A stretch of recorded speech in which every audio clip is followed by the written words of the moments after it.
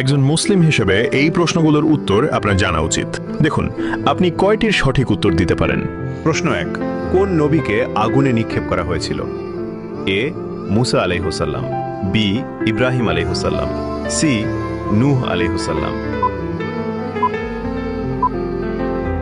সঠিক উত্তরটি হবে অপশন বি, ইব্রাহিম আলাইহিসসালাম। প্রশ্ন 2, হযরত ইব্রাহিম আলাইহিসসালামকে আগুনে নিক্ষেপ করেছিল কে? এ ফিরাউন, বি নমরুদ, সি আবু জাহেল। সঠিক উত্তরটি হবে অপশন বি, নমরুদ।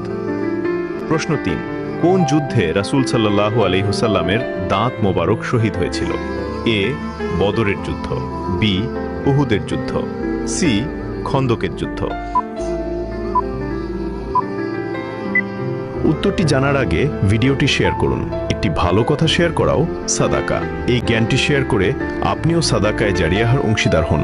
আপনার একটি শেয়ার হয়তো হাজারো মানুষকে সঠিক পথে আনবে। সঠিক উত্তরটি হবে অপশন বি, উহুদের যুদ্ধ। প্রশ্ন 4, কোন সূরা দাজ্জালের ফিতনা থেকে মানুষকে রক্ষা করবে? এ সূরা ইয়াসিন, বি সূরা আল কাহফ, সি সূরা আল বাকারা। সঠিক উত্তরটি হবে অপশন বি, সূরা আল কাহফ। আপনি কয়টি প্রশ্নের উত্তর দিতে পেরেছেন অবশ্যই কমেন্টে জানাবেন।